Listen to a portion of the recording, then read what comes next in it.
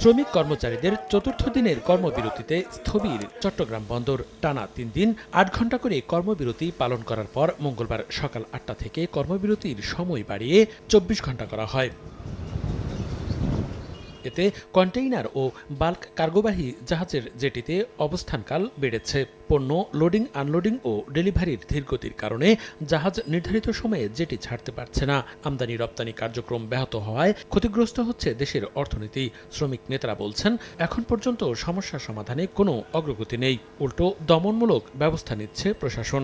জাতীয় অর্থনীতি ক্ষতিগ্রস্ত হচ্ছে এবং এই আন্দোলনের জন্য একমাত্র দেই হচ্ছে চট্টগ্রাম বন্দর কর্তৃপক্ষের চেয়ারম্যান সহ বিডার চেয়ারম্যান, যারা এই বন্দরকে বিদেশিদের হাতে তুলে দিতে চায়। দেশের স্বার্থে, বন্দরের স্বার্থে, দেশের অর্থনীতির স্বার্থে, নিরাপত্তার স্বার্থে আমরা বলছি এটি কোনো অবস্থা দেওয়া যাবে না। এটি আমাদেরই স্থাপনা, স্বয়ংসম্পূর্ণ অত্যাধুনিক একটি টার্মিনাল, এটা অপারেশনে আছে। এটি কোনো দেশকে দিয়ে দেওয়া মানে এটা দেশের বিরুদ্ধে একটা সিদ্ধান্ত নেওয়া। এদিকে শ্রমিক কর্মচারীদের কর্মবিরতির মধ্যে দুপুরে বন্দরের টোল রোড এলাকায় অবরোধ করে শ্রমিক কর্মচারী ঐক্য পরিষদ। প্রায় ১.৫ ঘণ্টা অবরোধের পর সংগঠনটির নেতারা বন্দর অভিমুখে মিছিল নিয়ে অগ্রসর হলে পুলিশে বাধার মুখে পড়ে। এ সময় দুই পাশে যান চলাচল বন্ধ হয়ে যায়।